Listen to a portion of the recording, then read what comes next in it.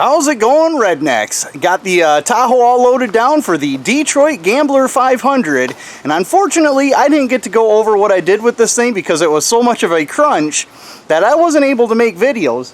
So what I've done is I've installed Euro turn signals, and I wired in the turn signals and got rid of the daytime running lights. I replaced the headlights, got all that for free, paid $100 for a set of rims, and my buddy gave me 2 mismatched set of tires for it. We put the transmission and the transfer case, this is the old transfer case right here out of the truck, from Baja Bourbon into that thing. I wired in a CB radio, as you can see the antenna right there. We'll go to the interior and show you that.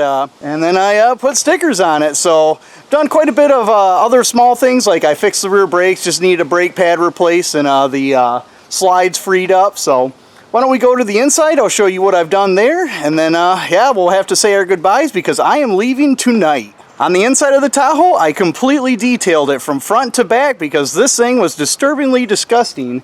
And right here is my CB radio. We installed it where the cassette player used to mount. And then I just screwed it right into the OnStar button, so hopefully we don't need that guy anymore. And as you can see, I am all loaded down. I have everything in the back. Let's go back there. Got the Gambler logo. Got some stickers in the back. I'll show you all that. And the most important one is you need your ORV and trail stickers, and that's the cost on them guys right there. Yeah, there we go.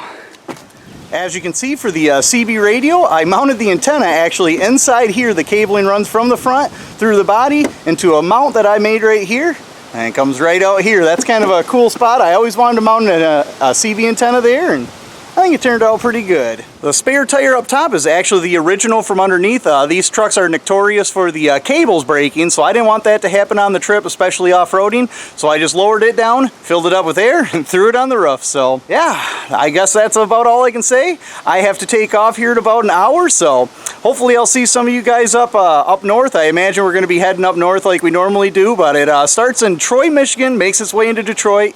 Obviously, I don't know all the checkpoints because they don't give them to you till the day of the event. So, well, if you like the video or any of my content, hopefully you hit that like button. And yeah, as always, like, comment, share, subscribe, and get back to work.